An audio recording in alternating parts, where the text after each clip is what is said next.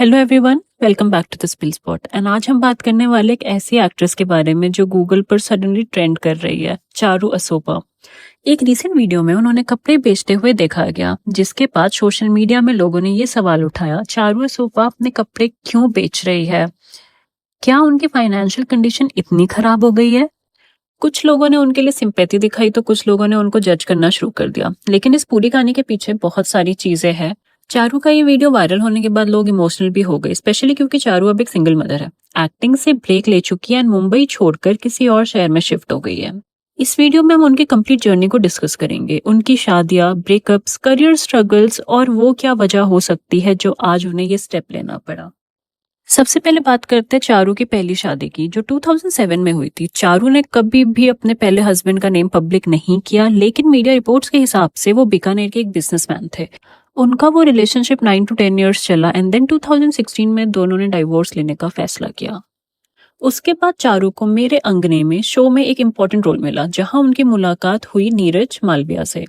Show में दोनों भाई बहन का रोल प्ले कर रहे थे, लेकिन ऑफ स्क्रीन दोनों काफी क्लोज हो गए। 2016 में दोनों ने एंगेजमेंट भी कर ली।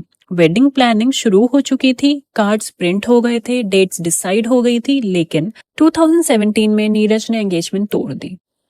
चारू ने कभी रीजन डिटेल में नहीं बताया, बस इतना कहा कि रीजन बहुत पर्सनल है। लेकिन उन्होंने क्लैरिफाई किया था कि पैसों की वजह से रिश्ता बिल्कुल भी नहीं टूटा। नीरज का कहना था कि वो एक अनसर्टेन रिलेशनशिप में नहीं रहना चाहते थे फ्यूचर में। Now let's talk about Rajeev Sen and second marriage. फिर आई 2019 की बारी, जब चारू की मुलाकात हुई राजीव सेन से, जो कि मिस यूनिवर्स सुष्मिता सेन के भाई है। दोनों की मुलाकात एक म्यूचुअल फ्रेंड्स के थ्रू हुई थी और सिर्फ 5 महीने डेटिंग के बाद दोनों ने शादी का डिसीजन ले लिया।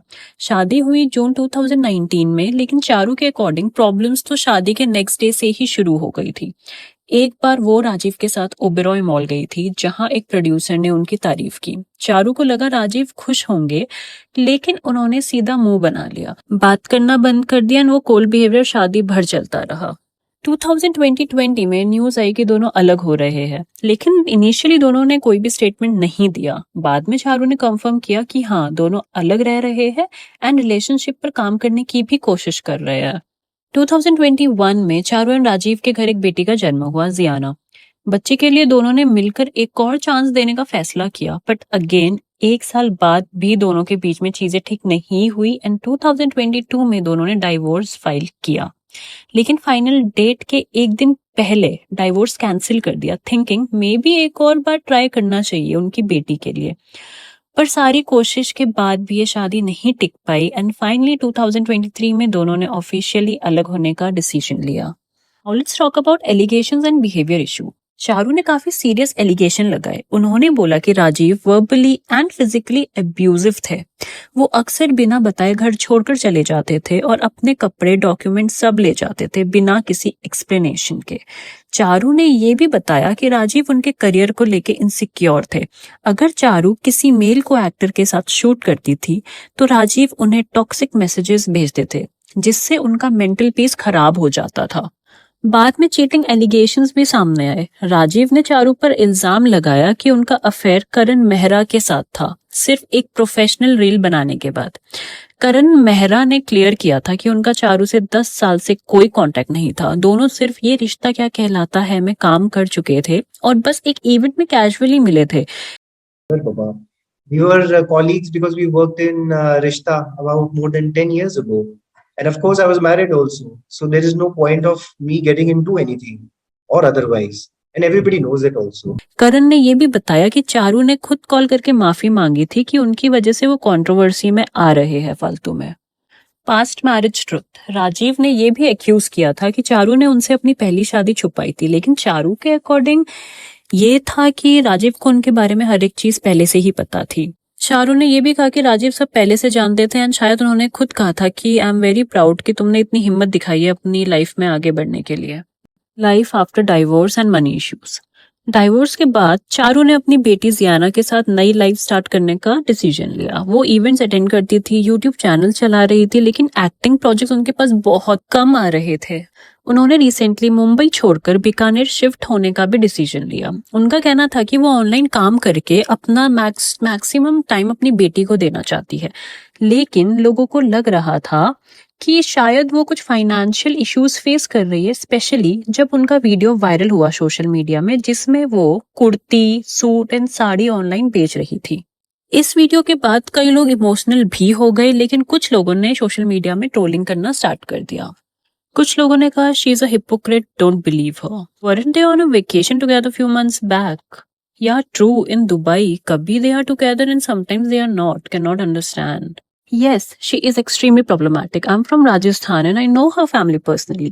जब ये प्रेग्नेंट थी तब इसकी और इसकी मम्मी के बीच कुछ सीरियस आर्ग्यूमेंट हो गए थे एंड इसने अपनी मम्मी को हर जगह से ब्लॉक कर दिया था और 6 मंथ तक बात ही नहीं की थी। जब इसकी मम्मी इसकी सबसे बुराई करती थी। इसकी बहन चिंतन ने भी 2 शादी की। चिंतन ने अपनी first marriage middle class family में की थी और फिर हस्बैंड को छोड़ दिया ये बोल के कि हस्बैंड स्ट्रेट नहीं है, जबकि उसकी लव मैरिज थी।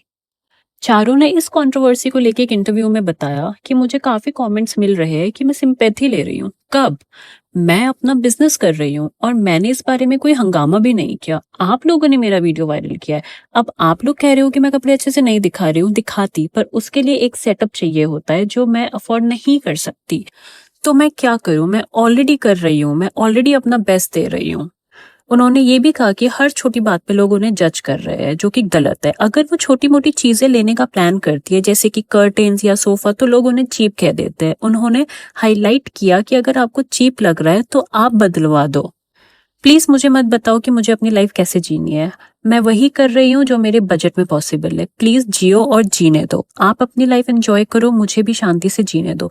मैं सब कुछ छोड़ के यहाँ आई हूँ, मैं खुश हूँ और अपनी बेटी के लिए हर एक चीज कर रही हूँ। अगर मेरे बारे में बात करके आपका घर चलता है तो चला लीजिए।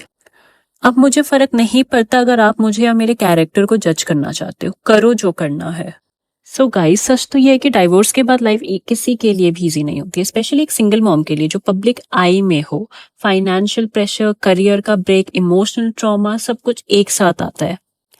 चारू जो कर रही है, कपड़े बेच रही है या घर शिफ्ट कर रही है, शायद उसका सर्वाइवल का तरीका हो। शायद वो अपनी बेटी के लिए एक सिक्योर लाइफ क्रिएट करना चाहती हो और शायद वो सिर्फ अपने पैरों पर दोबारा खड़ा होने की कोशिश कर रही हो। हम अक्सर भूल जाते हैं कि सेलिब्रिटीज भी इंसान होते हैं, उनके भी स्ट्रगल्स होते हैं, हार्ट ब्रेक्स होते हैं और जिम्मेदारियां होती है। आपका क्या कहना है? क्या चारू असोपा के साथ जो हो रहा है वो ट्रोलिंग डिजर्व करती है या नहीं, या लोग अननेसेसरी उन्हें जज कर रहे हैं? कमेंट में जरूर बताइएगा। अगर आपको ये वीडियो इन्फॉर्मेटिव लगा तो लाइक करें, शेयर करें और चैनल को सब्सक्राइब करें for more real life celebrity stories. मिलते हैं नेक्स्ट वीडियो में। Take care, bye bye, see you in the next.